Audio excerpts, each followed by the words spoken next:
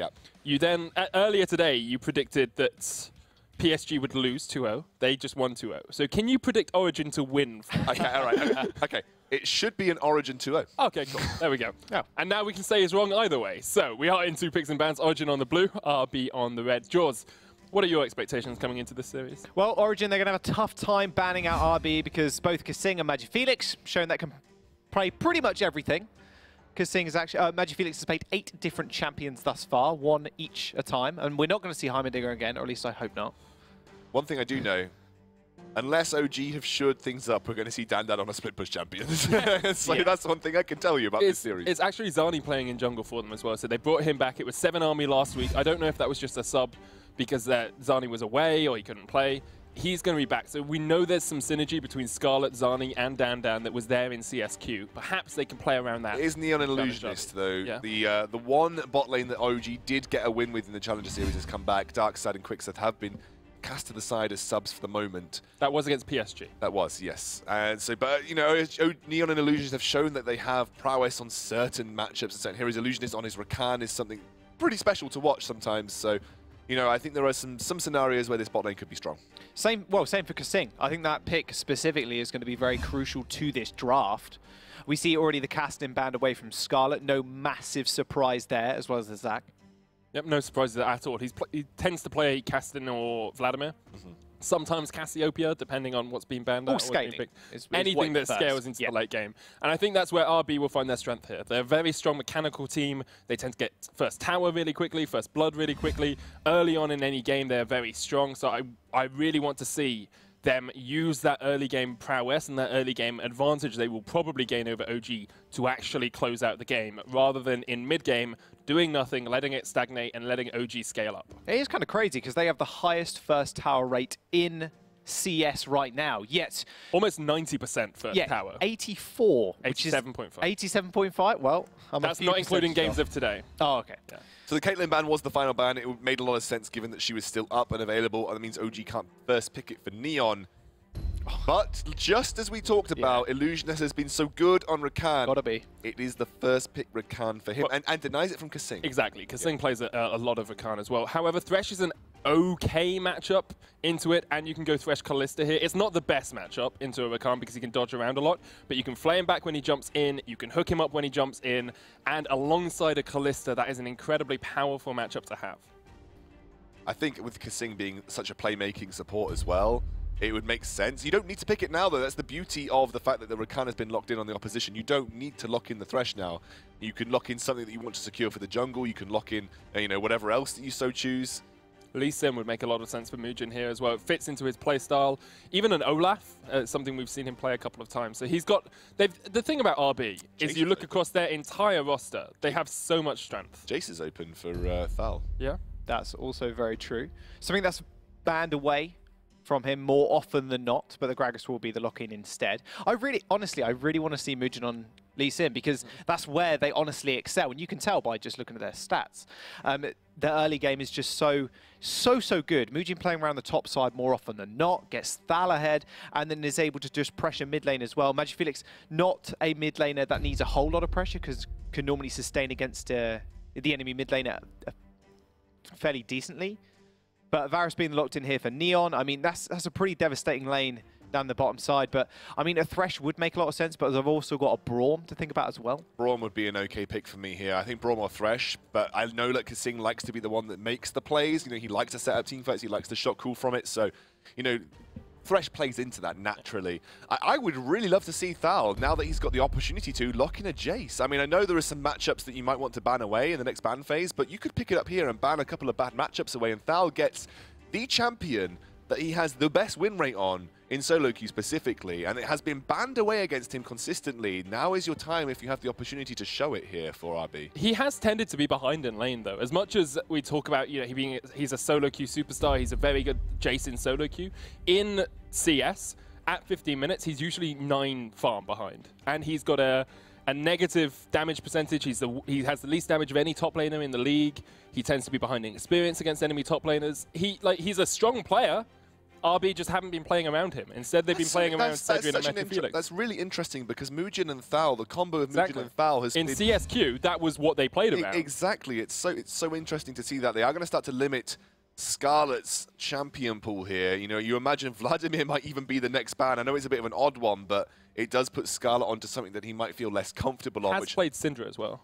Yes, he's played Syndra. One of the only non-scaling champs that he's actually played. I think Syndra scales pretty well.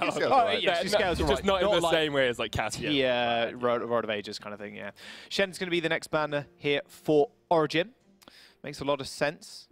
Coming up against Thal. The problem with Jace is he does kind of put you into a pigeon, he pigeonholes your composition sometimes, a bit like a Fiora does. It kind of pigeonholes you into having either a split push pressure or maybe trying to move it into a more siege-orientated composition. So Jace might be a situation where you say, okay, this would be good into this composition, therefore we can give it to Thal. So do you first pick Syndra here if you're RB? Because you banned out Cassiopeia and Vlad. First pick the Syndra, relatively safe mid laner. You take it away from Origin as well? Yeah, that or Orianna, I think, are two perfectly fine mid laners to pick if you want to do so.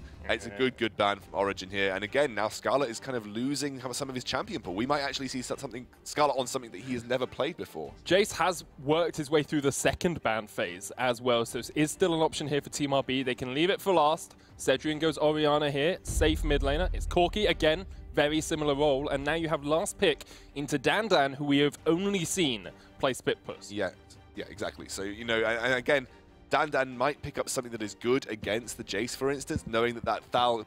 RB are trying to probably bait them into finding a good Jace matchup, and I believe Origin seem to be on tune with that because they haven't really locked in anything that would be super obvious for Jace to be good into. So I think that's maybe where they're playing. And I would love to see Thal say, okay, this is a good matchup for my Jace, because we have hyped it up over the course of maybe about 2.5 months now. We have talked about Thal's Jace. It has always been banned. This is a game where it is open and has the opportunity for a final pick if necessary. I really like the Corki here from RB, by the way, because they've taken the Cassiopeia already. We've seen that match already come out today, and Corki more or less just ends up behind because the amount of consistent damage that Cassiopeia can output. Taking the Ori was kind of a blind choice, and okay, not a blind choice, sorry. It's a safer choice for sure in the mid lane, but we're going to see our second Yasuo of the game, and Dandan's actually playing it this time. It's interesting because Yasuo's good into Jace, right? The same reason for that Yasuo is good into Gnar. You just get on top of the Jace and he finds it very difficult to cope with those kind of champions. So I think OG have played into the game plan of, we expect Thal to want to play Jace here. We're going to pick something into Jace, and then he just locks in Renekton. Thal doesn't care if he plays Jace. I totally agree, it's a very good champion for him.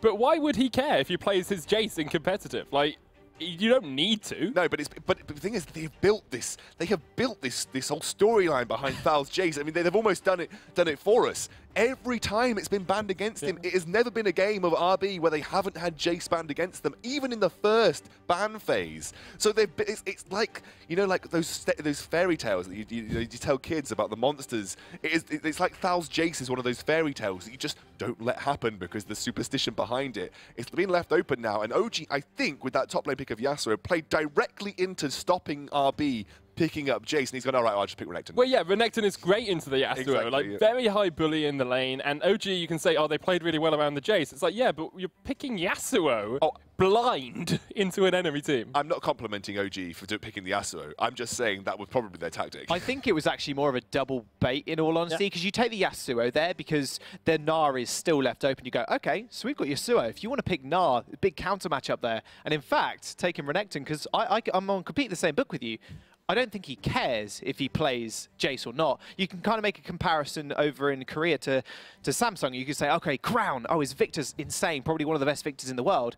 Not sure he cares all too much if he plays Victor all the time. It's a very strong pick for him, but when there are other massive potential all-in champions like a Renekton to come up against Yasuo, I think he's more than happy just to kind of win the lane from there. I'm glad to see the lack of idea behind, like, I'm glad to see that he doesn't have an ego in that sense. He's not like, I have to play Jace because I'm good at Jace. Because we have seen top laners especially, I'm speaking about Huni mostly, who have said, I'm not going to play tanks, I'm not going to play for the team, and that has cost them when they've come into these changing metas and the adaptability. And now you can see Huni in LCK actually struggling with some of these top lane tanks, still only winning when he's playing split pushers. So I'm glad to see Thal is not the sort of player who says, I'm playing for me. Instead, he says, I'm playing for the team, and I will pick what you want me to pick. That's a really good mindset to have, especially when you're going on the Huni point. Like, you know, he spent a couple of years in the West, which is dangerous for his champion pool. One of the only games he's won over in Korea at the moment more handily is playing Lucian and playing Cassiopeia, and they're very much,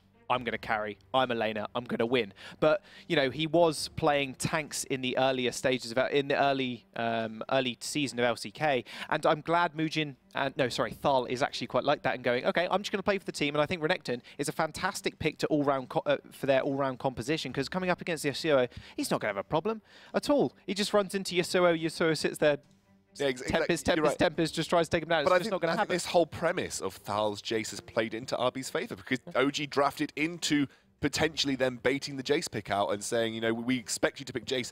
Absolutely. We don't have to pick Jace, we just pick Renekton. Just look back at last split with Pride Stalker's Rengar. It was banned out against him every single game. He got it once. Was awful. Like, he went like 0-8 on the Rengar just because it wasn't the meta for it and it wasn't suiting him. So free ban. And then people stop banning it afterwards. I wonder if there's a point at which, you know, Tal gets his Jace and actually just doesn't do too well on it. And then people are like, okay, we don't need to ban out the Jace anymore. I think we've talked a lot about this Renekton, Yasuo top lane. Let's talk a little bit about compositionally what these teams are trying to do. One of the players is restarting their computer, so we have a little bit of time here. Sure. Origin. So you've got Rakan and you've got Varus in the bottom lane. You've got Orianna mid, Yasuo top, and Kha'Zix in your jungle. What's your aim as a team? What are your win conditions? How do you just beat RB? You gonna go? Or no. Look, I think the Yasuo speaks for itself, right? That's mainly going to be split push. Now, you can, with an Orianna, function in a teamfight capacity. And a Rakan. With a Shockwave and a Rakan. So there is the potential for a big wombo combo there, but you have to have your Yasuo ahead for that to be effective. You have to find the right scenarios. It has to be multi-man, perfectly set up wombo combos. It's a lot easier to do on Rakan. Yes. As in, I've done that on Rakan, so it must be a lot easier to do. And we've seen Kasing do it in the past as well. A charm into a knock-up, into a shockwave can get that set up for you. Yes, it can. The one massive problem with the composition, though, I'm looking down and going, okay, where's the tank? Oh, there isn't one. And if Origin play around that ability to all-in engage on one target, it's going to be very, very tough for them. And we are going to get onto the Summoner's Rift in just a second, but there will be another pause just straight away. So I apologize for that. Still a client issue. We'll be back onto it as soon as possible. Team RB, X-Scoundrel. I stopped you from getting up. I stopped you from leaving, getting yourself some more food. I thought I'd like put the light in front of your eyes or something. And you're like, no, take your hands down. Take your hands down, X-Scoundrel. Okay. Let's talk about this RB lineup. You've got Thresh, Kalista bottom lane, Gragas in the jungle, Renekton top, Corki mid. It seems very much like a general Team RB composition that works well in lane and then has good team fights. It's a win laning phase. You get good shove. You can then dive towers very easily. This is a composition that realistically you feel has to win from the laning phase, snowball from the mid game, because if it gets to the late game, you are going up against the potential for a wombo combo. Yasuo, if you leave him long enough, will scale. Now, we talk about the Renekton Yasuo matchup a lot. Late game, Yasuo does beat a lot of those side laners. He will be able to duel against Renekton, because Renekton just won't have the damage to contend with the lifesteal and the critical strike and the armor penetration that Yasuo brings to the table. So they need to snowball from the laning phase, I feel. And that's something that we know that RB do, because they, like you said, the statistic that you brought up was they had the earliest towers, or the most first tower percentages out of any team in the Challenger Series. And what that generally tends to indicate is they have incredibly good dominant laning phases. Not necessarily running away with kills, but the ability to set up for tower pushes is so strong from them. They need to do that this game. They need to snowball from it. Yeah, no, I do completely agree. That early game Renekton's going to be very important. If you can pressure the Yasuo enough, Mujin, we know he's an early game juggler. You know he likes to make early game plays. And on someone like a Gragas, it's going to be fairly easy for him, you could imagine. But if that Yasuo does get ahead, like you alluded to, the wombo combos can be quite devastating with the Orianna mixed into the composition as well. But I'm going to touch on the point I mentioned a second ago. Where is the tank? There isn't one. And if Gragas and Renekton, and we've seen a lot of Renektons today go gargoyles, and he just ends up running into the team, popping gargoyles, and then he's almost impossible to kill. You don't need a tank if you never want a team fight, and Dan has pretty much illustrated through most of his professional CSQ and CS career that he doesn't like team fighting. I also want to hark back. I think we saw Dan play Yasuo in the CSQ, and I'm pretty sure he absolutely stomped with it. It's quite possible. However, all I remember from Dan in CSQ is him sitting in a lane for the entirety of the game. Like, I remember one game when he played Kennen, and they were like 15 kills down at the 30-minute mark, and he just won them the game. Like, he just kept split pushing. So for me, the problem with Origen is not whether DanDan will join the team. I think it's a much more core problem than that. It's that they, as a team, they don't seem to be coordinated. They always seem to have DanDan split pushing, and then the rest of the team is just trying to do stuff as a team. Whereas they don't have this full 5-man cohesive unit. One of the major issues that I have with the Origen lineup is that because of DanDan being a very individual, I'll put it in quotation marks, an individual style top laner, he draws resources naturally. Like, he draws jungle pressure naturally because he needs them. You saw Smitty J on Fiora naturally draw resources. DanDan does the same. I think the risk as well is that when you've got a player who fits into a very singular play style, you tend to lose out a lot in draft because the enemy team knows that you're gonna play something that will split push. They know that you're gonna play something that can rely less on the team. And so RB say, okay, if you're gonna play something that's split push, we'll play something that beats you in lane and deny that split push, which is what they've done with the Renekton here. Origen with their substitutes, Neon and Illusionist in the bottom lane, come up from their Spanish team once again. It's actually, I guess it's weird to call them substitutes considering they played more than Darkside and Quickseth, who were the players that came across from the Wind and Rain roster that won CSQ. The OG bottom lane from OG. Well, yeah, the OG bottom lane. Well, wouldn't that be Sven and Mithy then? Oh, I guess. Yeah, I guess. Hark back to the good old days. Origen need a 2-0 here to secure themselves that playoff spot, to try and make their way back in to the LCS and actually to try and keep their way in the Challenger Series. If they lose, even if they draw, they are out of Challenger. They've gone from Challenger to the World Championships, back into Challenger, and then down to nothing.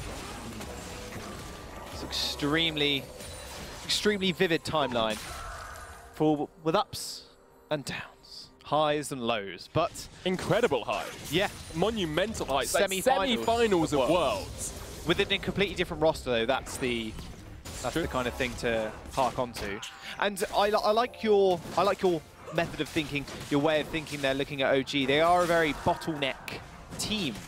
You know DanDan's going to be split pushing the whole game, or at least for most of the game. He's going to want to be able to influence the team fights with the ultimate, using Scala and Illusionist as catalysts. But the main problem for their team is they're not as flexible as they should be able to. We do have another pause coming out. I wonder if Xscoundrel is going to make... Oh, pause is resumed. So hopefully we'll be back on into the action straight away. Which we are. Don't need you, Xscoundrel. Off you toff. Go get some food. He comes back like a lost puppy. Like one of the 101 Dalmatians, just teetering his way back. The runt of the litter. Yeah, at the moment, RB are trying to be Cruella de Vil as they reject Origen's hopes of staying in the Challenger Series or even making their way back to LCS. Mugen, a jungler known for his early aggression, has the Gragas who can do a lot of work early on and is looking to see if he can spot out Zani. Zani's cleared his jungle. Mugen will now realize there's no red buff there. I like Mugen's way of thinking here, but Illusionist got his head on straight, is going to pop a ward down in that Krugs bush, so we'll be able to spot out Mugen. He's actually wandering towards Krugs now. Hello, Mugen. Looks for the knockup, can't get it. Kasing there as well. And who will stop the Krugs. Nothing taken by Mugen with that invade. And Zani is invading up towards the top side and will steal away the Krugs for himself. What's quite interesting about that specific play is Kasing and Cedrian, because they're so far pushed up, means Illusionist cannot ward Tribrush because it's a very, very easy place for Kasing to get hooked. So the only other place he can ward is that Krug spot. So maybe Mugen, you know, falling for that a little bit. Zani's seen junglers die. Yeah, I can't think junglers die to Krugs before. Oh, man. Insects can't eat through rock. Good hook on towards Neon. Ignite goes down as well. The heal into the double shield from Illusionist just about keeps Neon alive. Another pause. I assume it's another client-based issue. Across the board as well, relatively even between these two teams to start us off. Tal actually slightly behind DanDan in the top lane. Has to play a bit safer because they know Kha'Zix was up towards that top side of the map. Makes it a lot more difficult for him to be aggressive in that lane. And has actually gone Doran's shield first as well. We are going to get back into the action. He looks so sad. Every time he comes across, it's like, hang on. Rend! Oh, Ren wasn't available apparently, and Cedrian doesn't manage to secure the kill. Blows that flash as well. That's absolutely massive. Kalista, a very mobile champion, Does have Kasing's Lantern to save him for any upcoming ganks from Zani, but still, flashing rather aggressively. You do force Neon back. Neon's now got Doran's boots and a dagger, which is not really what you want to have on Varus earlier on. And will lose a lot of CS to the tower. Probably 2 waves or so there. Muujin's actually going to come across just to try and force them back once again. This is intelligent play. They know that the Kha'Zix was on the top side relatively recently, so they can try and force Neon away from the tower. And he's going to probably be about 15 to 20 CS down as Cedrian and Kasing back away. Let's have a look at this top lane then. So we've got Dandan against Thal. They haven't hit that level 6 mark just yet, and Thal hasn't actually blown the potion because he does have that Doran shield, and has got the heal from Kardamik as well. Now Dandan just pressuring him time and time again. He's going to give Zani a lot of time now to roam through Muujin's jungle and try and seal away a couple of these camps. Muujin is going to spot him out though. It's going to be hard to contest a lot of those smaller raptors to Muujin, but the smite away actually, Zani steals it. So just pressuring Muujin, doing what Muujin does best and pressure early, and Zani is doing that perfectly right now. And we know Zani for a more supportive jungle role. He plays a lot of Ivern, favors that champion quite heavily. But on this Kha'Zix now, a pick that has really had mixed success in CS. And I want to see how he does up against Muujin, who is a very, very competent jungler, has even gone Moby Boots first item to make sure he can get his lanes ahead. It's the Muujin special. Does it on Elise, does it on Gragas, does it on any jungler he plays. He just wants to be ganking as much as possible, and him and Kasing are pushing forward to get some vision control over this red side jungle. Look at that double control ward coming out from RB. They're going to spot Illusionist here. Kasing might want to look for a hook, but Illusionist not posturing towards the top side of that brush will make them back off. But you got to think to yourself, if you're an Illusionist, that there can only be one control ward, right? Because Muujin was probably the only one to go in for this he's invade. Actually spotted the second one. Oh, okay. So taking both those out is going to be really nice for him. He's actually popping his own control ward there because he knows Muujin has been in this bottom side jungle a lot. Definitely knows that now. And with the first Drake being Infernal as well, it's going to be important to look towards this mid lane because, yes, Orianna doesn't have that many counter matchups, or none, according to Dopa, but still, against this Corki, it's going to be harder for her to push in the waves, especially if Corki just, you know, wants to push in with the Phosphorus Bomb and the Gatling Gun. But with the Lost Chapters, it's going to be very hard for him. Just giving Muujin a lot of time to maneuver is going to be extremely important for RB's win condition, especially in early. So let's come back to sort of lane priority. We said RB want to win out early game. They want to win out the lanes. They have done that in the bottom side of the map. 30 farm up, and they're continually harassing onto Neon and Illusionist. They know Neon doesn't have his flash for another little while. They're even looking for first tower with a Kalista lane, which is almost unheard of. Illusionist jumps back. I'm just trying to push them away. Muujin comes down towards the bottom side. I don't know if he was spotted. There was a ward in that second bush, which will get cleared by RB. And now you have OG wondering, you know, did they clear the ward just because they wanted to clear the ward? Did they clear the ward because there's a jungler there? Why are they using so many control wards around this bottom side? Well, it's because Muujin wants to get a gank off. He is 6, as are only Cedrian. Kasing's not quite hit that level 6, but Illusionist has the charm, the quickness. I'll need some sprightly feet to get away from RB if it's a 3-man gank. You gotta know that Muujin's down the bot side. He's already been down there once, twice before to plant those 2 control wards and to get the small gank early. Illusionist very, very calm there and patient as well, not wanting to ward that brush as soon as the wall goes down. Now Zani coming down to the bottom lane is actually just going to pop up the little recall there, so RB don't go anywhere near aggressive. But now they've got control of this lane, and like you said a second ago, Kalista taking first turret, especially someone against like a Varus, it's a little bit unheard of, but they are actually just going to make the way through the mid lane. Fate's call. Skarlet flashes away, but Kasing predicts the hook comes down as well, and Skarlet is a dead man. First blood RB. Skarlet just not able to react to Team RB grouping up in mid lane. Oh man, and now Muujin's here as well for the added punishment. That's going to be Infernal Drake for RB, no doubt. And first blood as well going over to Cedrian. You could have given it to MagiFelix, yes, but I think it's more important you give it over to Cedrian to demolish this lane even further. MagiFelix can now push in this wave, push in the next one. It's actually going to recall because Zani actually making more intelligent path and clearing out that mid wave to make sure MagiFelix can get the extra on. But still getting that Sheen, that added trade potential against Skarlet's going to be pretty big. They didn't actually rotate towards the Drake there, which is a little bit surprising, but not wanting to make any too aggressive plays early on is something that they've kind of alluded to at the moment in the way they want to play the early game. But again, we did say they want to get ahead early, but making sure they're not put all the fuel in the tank before they ended up running out during the mid is very important.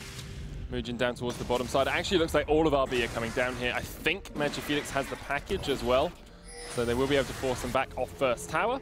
RB continuing to extend that first tower percentage they have, up around the 90% mark now. Zani's trying to make a play on the other side of the map, get the Rift Tower for himself, maybe be able to eke out something, but they will lose an Infernal, they'll lose first tower for it as well.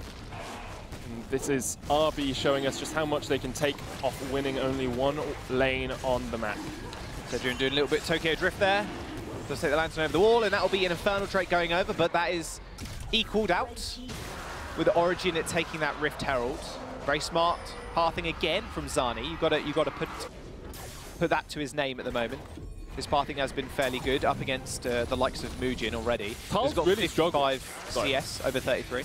Sorry, Tal's really struggled in this top lane. Rifto's going to come down, and this will be tower answered. Tal is 30 CS down on Dandan, and it may be that we've misread the matchup, and actually Yasuo has a better matchup into Renekton than we thought. It's not the bruiser bully matchup that perhaps it could have been. But Dandan showing us that his Yasuo can be incredibly powerful and is getting towards that split push roll very quickly. Yeah, with Thal though now picking up Tiamat, Dandan's going to have to answer those waves more readily, but that's not going to be a problem for him because, again, his playstyle was very much, I'm going to sit in the lane, I'm a push, and that's all you're really going to see from me for at least the first 20 minutes of the game. But with that first turret going down for RB, and that being on the bottom side as well, they now have to make a decision. Do they keep Cedrian here and have Thal on the top side, which is exactly what they are doing, or do they flip those around? It doesn't make sense anymore to flip them because Rift Herald has gone and been used. So now prioritizing the bottom side because of the Drake is they're seemingly their game plan right now. And we got Lau now look at Mujin's pathing. Does he want to pressure Dandan and force him to get killed from an overextension, which he has been known to do, or does he want to just supply MagiFelix and Cedrian his resources instead? RB will struggle to push into OG, especially in mid and bot because of the wave clear coming out from Orianna, coming out from Varus as well. However, if they can make a pick, it's a turret basically guaranteed. No completed items, but parts of them, recipe parts, have been added into the inventories of the RB members. Trinity Force expected on MagiFelix relatively soon. Blade of the Ruin King for Cedrian. RB looking up towards the top side. Kasing. We thought he was going to flash the wall there for a second, the way he put that lantern back. Doesn't do it. And it looks like RB will move 4 members up towards the top side of the map. Okay, so now pressuring that tier 1. Now Dandan, you got to put it to him. He's very good in these situations. These split push situations. If his tower does get pressured, that's fine. He kind of knows what to do. He will probably end up going towards the bottom lane now and swapping with Illusionist and Neon. RB making a good call though. They are going to send 4 members up to the top, and that tier 1 will be down now. Making sure Thal doesn't get any further behind. He's actually going to teleport bottom lane, so already coordinating and saying, yes, Dandan's going to end up bottom lane, so I'm just going to go here, catch the wave, catch the XP and CS, which is now evened up. It was 20 to 30, I believe, down earlier, and now close to even. And it's about the amount of time it takes OG to react. Because RB take that first tower and push in the wave, Neon spends a long time counter-pushing that. And by the time he's managed to get it up to the tower, RB have already taken top tower, and they can teleport Thal back down. So out of the play, RB get a lot, OG get basically nothing. RB shrink the gap in the top lane, extend the gap in the bot lane, and this is where we need to see them continuing to make these plays. They're 1,500 gold ahead at the moment. That needs to grow over the next 5 to 10 minutes, at least 2 to 3-fold. Now Thal consistently pushing in. And I'll quickly allude to what we said in Champion Select, that all the OG members are very squishy.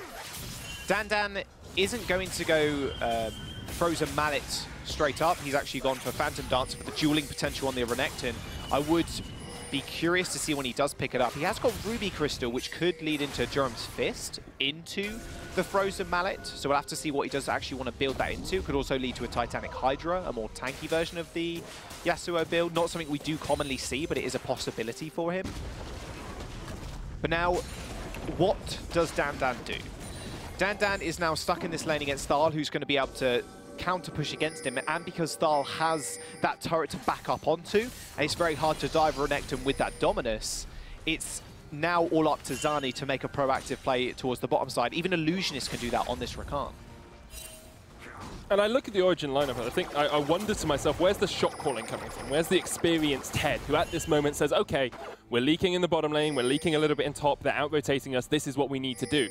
Because the only high-level experience you have is Neon and Illusionist, who are the subs who've come into this roster. They played in the LVP for the Origin España lineup.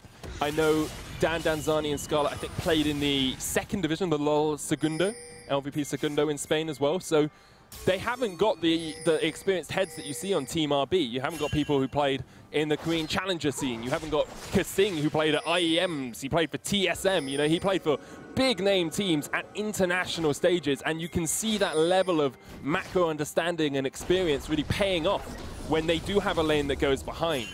Compare Tal 3 minutes ago to Tal now. From 30 CS behind, he's now 10. And he's got to finish Titanic Hydra. And he can continue to push in these side waves. RB just seem to have much more experienced mindset about the game, and OG don't seem to know how to react. And what comes from that experience and that maybe more maturity as a team and some of the players is their vision control. And you can see Mujin accompanying Kasing most of the time, clearing out the vision, putting more control wards, just putting normal wards down inside OD's jungle. You can see when they're being spotted out, Illusionist and Zani now trying to clear out this wave, trying to supplement. Magifelix, though, has got package. It's another Inferno going on. Magifelix jumps his package onto Illusionist. The charm comes down. Quickness, Magi will use the Valkyrie away. Cedrian trying to get onto Dan. Can't quite connect with the Rend slow, but all of this is over vision for the second Infernal of the game. Tal starts it up.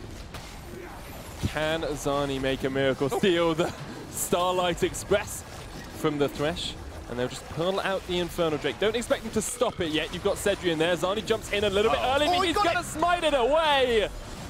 RB did not have the stacks they thought they did, and OG get an Infernal Dragon of Hope. They want revenge. Flash in, the Shockwave comes out. Here's Mujin, knocked back. Scarlet will get Kasing, but he'll fall for the favor. 1-for-1 trade in the red side jungle of OG. Okay, that's really good for OG. At least they secured that Dragon and trade 1-for-1, but their wave clear is going to be a little less so right now with Scarlet. Neon's the only one that can wave clear against the RB lineup, but I honestly just give up this turret. It's already half HP. If Neon steps forward, he's going to find Thal on top of his face, just like that. Slice in, flash away. Illusionist with the knock-up. Here comes Dan. Jumps away himself, has to use the flash. Head in your hands over there, Jaws. Yeah. Perhaps slightly frustrated with Dan's engage. I mean, coming over the wall, fantastic, and then just doing the Yasuo thing of just like, oh, I'm going in, and then just instantly sliding and flashing away at the same time. So Dan not trying to... Maybe not trying to find the, not finding the entrances he hopes in these fights, and again, it does allude to his playstyle as Dan as a whole. He's very, very much in the boat. I'm going to split push when the team fights happen at around 25 minutes. Then is the time I can impact them. But right now, I mean, blowing that flash isn't too big on a Yasuo, but I mean, I honestly believe the Yasuo is a mistake in pick and ban. I think you pick something else, but we'll see if he does make it work. Here's the steal. You can see Zani.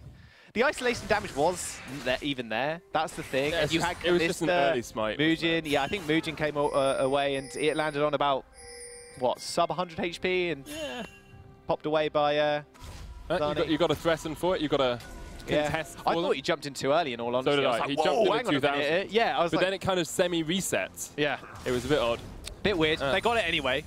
So it's still a Dragon for OG, which is going to supplement them for sure, but how well that will supplement them, I don't know, because realistically, RB, you look at their composition, you go, okay, so again, Mujin is getting to the point now where when he picks up this first item, he's going to be so tanky that Illusionist is going to be the only semi-tank on the lineup of OG that can do any meaningful work in the front line. But again, this just alludes to their very squishy lineup. They've got a lot of zone control, which is something extremely important to look at. Scarlet and Neon both having a lot of wave clear as well. It's just how they use it, because RB, I think their experience is going to win them this game, in all honesty. Just judging on by their ward control at the moment and their ability to rotate. I think if you look at RB, though, we talked about in Picks and Bans how we wanted them to win early, how we wanted them to play the laning phase incredibly well, and it's been strong from them, but it hasn't been outstanding. You compare this performance against OG to the performance that Giants had just a couple of weeks ago. Giants perfect gamed Origin in their first game and then decimated them in the second game. Like, there was not a chance that OG were going to win those games. Whereas I look at this, I say 20 minutes in, 1 kill to 2, 3,000 gold between the two teams, an Infernal each. This game is nowhere near over by this point. Whereas when Giants played up against Origin, the game was actually over at the 24-minute mark. In fact, I think one of the games, we almost had our fastest game of the year. It's just, RB are playing a lot lower than some of the expectations we set for them. And I think Origin are playing relatively well this game as well, so you have to give them credit where it's due. RB now trying to set up around the blue buff, steal away what they can. Baron up and live as well. They have got better vision. They have got control of this river. They just need to make the plays with it. It really does come down to the team fights, and that seems very...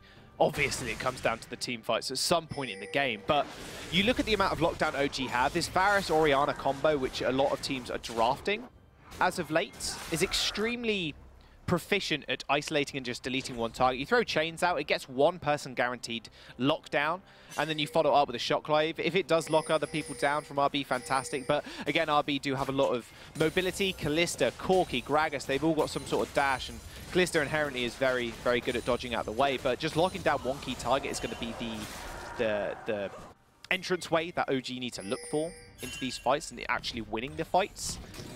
And Scarlet playing a Orianna, again, a very heavy scaling champion. Not as much as a Cassiopeia or a Kassadin, or even a Vladimir, but Orianna, when she gets to late, she will be able to just delete Cedric, and she will be able to delete Magifelix if he's not careful. So some early itemization into some magic resist wouldn't go amiss either for Magifelix or Cedric. Zani's been found out though, but he will be able to get away. Got a couple of spears in him though. Mujin's so quick with that Righteous Glory, like just runs straight at people. So very, very scary. You're seeing a lot more of that item this patch. Oh, trying to make a pick him, maybe. Just vision control once again. There are some wards in the river for Origin, trying to get that spot in the playoffs. Of course, if they don't beat RB 2-0, they are out of Challenger Series. They have to play in the qualification tournament. Something Origin did 2 years ago, before they got to Worlds. Oh, this is sneaky. Is Magifelix spotted by that? There are some pings coming out. I think Origin have noticed this is going on. Yes, they do. They definitely know it's happening, but look at how low the Baron is. The teleport's going to come in, and OG have made RB disengage from the Baron. They try to be sneaky. OG say not today. I do blow Dandan's flash there as well. blow Dandan's flash as well. Not flash, sorry. It's teleport as well. So that's actually a really big tool that OG need to be able to use. Whoa, Mujin almost finds himself. Little whirlwind. RB do rotate back to the mid lane though, just to make sure OG cannot capitalize on their mispositioning. But now they've blown Dandan's flash, it's inherently going to be easier for Thal to actually push into him. And he can take these more risky duels against him because he knows that he can just back and then teleport into a fight. Dandan will have to back and then walk up to a potential fight that RB want to force. They're actually trying to just take their Ocean Drake here. We'll go over to them. There's no vision at all for OG over this Drake, but again, it won't matter too much. Ocean Drake, not the highest prize Drake there is. It was very sneaky from RB. It was a bit unfortunate that it did go spotted by OG's ward, but happens. If you're an Origin fan, it was very fortunate that you managed to spot them out. Illusionist once again, setting up a few wards around the pit. Something that Illusionist actually has been very good at, which I've noticed, is his vision control as well. Not as experienced as Kasing, and he's very good at mid-game vision, I'd argue, where Kasing is also very good at that. And Kasing's advantage definitely was in early game vision, just pushing in with Mujin. Illusionist hasn't got that synergy with Zani, and you could kind of put that on their ability to actually play together. Illusionist coming into the roster a bit later on. But his mid-game vision control is actually really stellar, and it's something that I've really enjoyed seeing from Illusionist in all honesty. Actually, he's managed to sneak a ward in around the Baron pit that RB do not know is there. It's just up towards the top side of the pit, and the control wards aren't spotting it out. If we just move up a little bit on the camera angle, we can see it just a little bit. Observers aren't listening to me as Dandan jumps onto Tal with the last breath. Tal trying to get himself away. We'll use the flash, has the curl as well to try and get some health back, but it's not enough. Dandan gets the kill in the 1v1. And Tal had no way of responding. He finds that solo kill. Now, RB, you can see him now just trying to set up for a pick because they know Dandan hasn't got that teleport. Will they be able to find anything? Zani's going to face check, gets the hook. That's a hook to the face. And RB are able to capitalize on the fact that they had gained vision control around the Baron. Fate's Call comes out, chuck in, Scarlet flashes away, the flash play, the hook, and that is a dead Orianna. You have no place to go. You might sombrero yourself, but at the moment you're just going on a holiday to the fountain. Oh man, that's the second time he's actually pressed R, the shockwave, and it's not actually going to cool down because it didn't actually go off.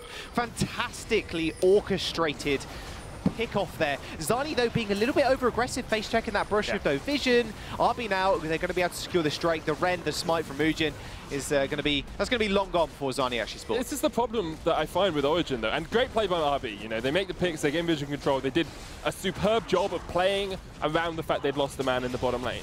But after Dandan kills Tal, he has to know that RB are going to try and make a play on the other side of the map. And maybe it's the team not calling it, maybe it's the inexperience we've been talking about, but as soon as you get that solo kill, you should be roaming up because you haven't got teleport, RB know you haven't got teleport, so they know that they can force a 4v4 on the other side of the map.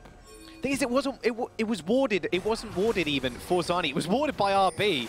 Zani, I can imagine what was going through his head was like, they might be doing Baron. I'm going to quickly walk in here, get a ward down on the pixel brush, and then walk out. But RB just going, we're just going to sit in this bush because we know you're going to face check Baron. So yeah, maybe a bit of a miscoordination there, miscommunication, which alludes to the point you touched on earlier, who is actually the shot caller for OG. And now RB find themselves in a little bit of a better scenario with that Baron. And now they can just siege up these turrets because they have got Mujin running in with Righteous Glory. They've got Mujin, they've got Magifelix. He's doing a whole heap of damage to turrets. Kalist's not the greatest at taking towers, but hey, guess who is? Magifelix with a Sheen proc on the Trinity Force. And now Thal is even just pushing this lane. Exactly, Thal can just split push as well. Dandan still no teleport on him, cannot respond to this. This will be 2 towers going over to RB. Puts them about 9,000 gold or so ahead, 8,000. 30 minutes in. Now, Chain of Corruption comes out, Illusionist jumps in with the knock-up. We'll look for the charm afterwards. Hasn't quite used it yet. Zani's going to try and get in on the action as well. Tal will eventually fall to Neon. What are RB doing? Well, they're sieging up mid with 4 men. They will sacrifice Tal once again for the mid lane tower. And this is the reason that I think not picking the Jace is a good idea, because RB don't really care about Tal. He's kind of the Dyrus of the Team RB squad. However many times he dies, they are much more likely to win with every single one. Sad Tal, but yeah, he is. You just leave him out. It is a sacrifice at the end of the day. You sacrifice your top laner for those innate advantages in mid and in top lane, taking 2 turrets for the price, no, 3 turrets even, for the price of 1 death.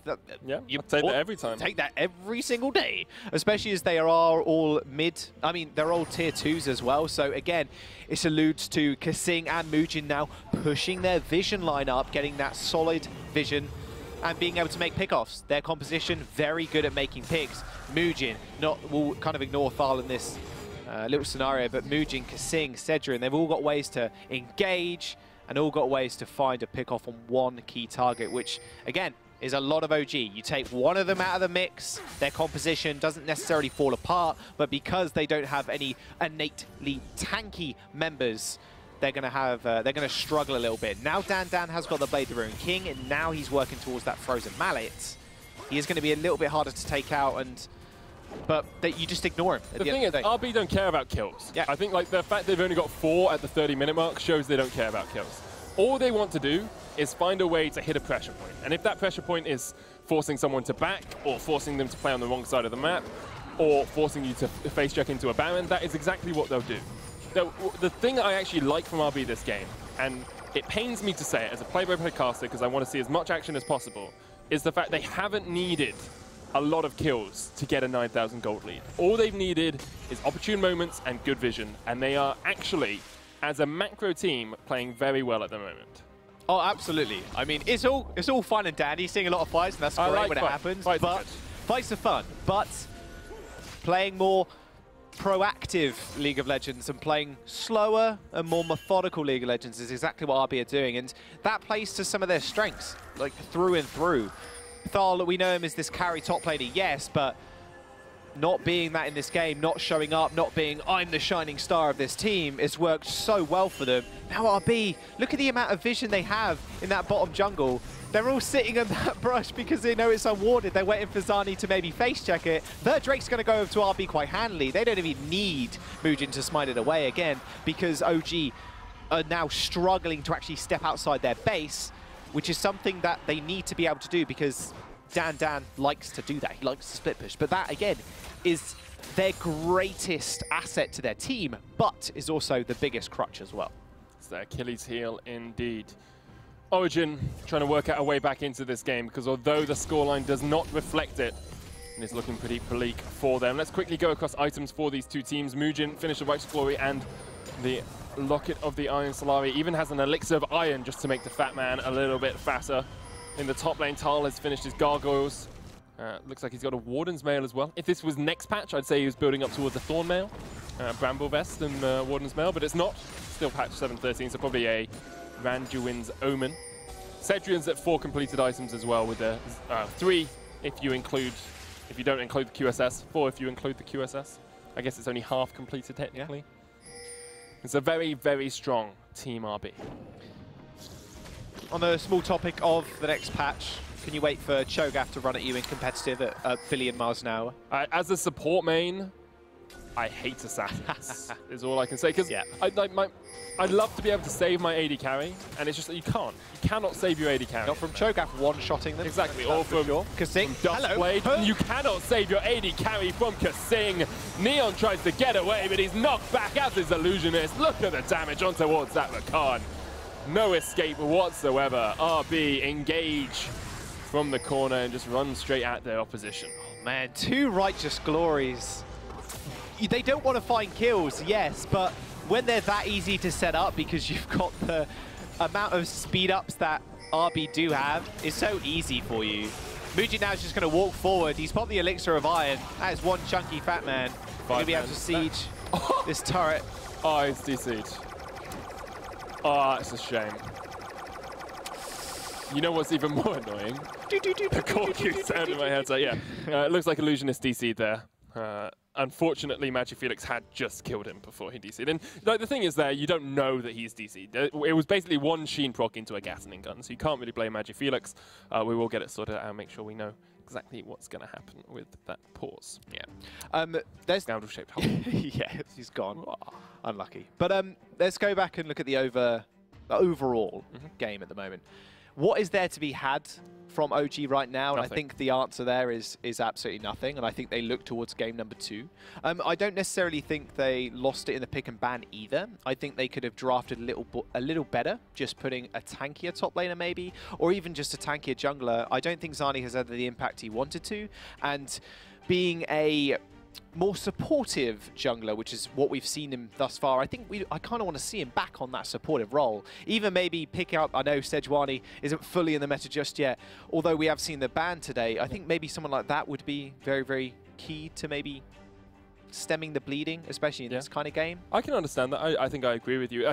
I'm not surprised by RB's playstyle coming into this match, but I'm slightly surprised by how well they've played without feeling like they're doing a lot. Are you trying to come onto camera while we're talking to the camera?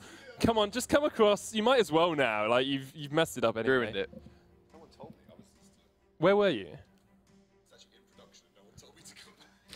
you not watching the game? I was, and I looked at it. Okay, you're not on. I was, and I looked at it and I said, oh, there's a pause. And no one in production told me to go back to the desk. So I was just sitting there going, it's a disgrace. It's a disgrace. So tell us about how you feel this game's gone. Is it just RB doing RB things? I don't think it's been at the same style that we've seen RB play in previous. RB have generally been far more dominant than this. It's kind of been, and when I say dominant, I mean like dominant in terms of picking kills, getting that through lane pressure. It's just been really good macro from RB this time around. It's been slow and methodical. It has come from the laning pressure that they've generated, but it's been very tempered. And I think that's good for RB because I think that's what they need to succeed against teams that arguably play better than them on a macro level. And I like to see this from RB. I think it's necessary for their recipe to success. And if they win this, which even just this game, which it looks like they're going to do, they face up against Schalke 04 in the playoffs, which is a tough opposition, especially since Schalke just beat Giants. We are going to get back into the game, so we'll watch that as we go along. Yeah, how do you feel they'll play into Schalke? Do you think this is a good sign for them? It's been such a slow game at Scoundrel. I think it is, and I think they needed this too. Good point. Okay, we're going to shush. Okay. That's the inhibitor going down. RB will secure it in the middle lane. Jaws, how do you feel it shows them up against Schalke 04? Debated. Well, I mean, it shows that again they can play multiple styles, which a lot of teams are now proving to us and proving to the world, right? Schalke proving that they can topple Giants, which is not only fantastic, it also shows them that not only can we win during the laning phase, but we can win heavy macro games as well. RB now setting up for this Baron. It has just spawned, and Magic Felix even with this package. What perfect timing to just start this one up. Yeah, easy enough for them. Be their second Baron of the game. Don't even need to do it if they don't want to. They've got mid pushing in. Can you hear a weird buzzing in the background? Yeah, it's Magic Felix with a package. Oh, that is annoying as all. Annoying. Oh, that's Skarlet manages to flash away. Illusionist in with the charm, but here comes the engage from Kasing. He is charmed up. They're getting onto this Origin backline. There is the kill already. We've seen the Skarlet fall, the Orianna, and now they'll chase on towards Illusionist as well. That was a 750 damage crit.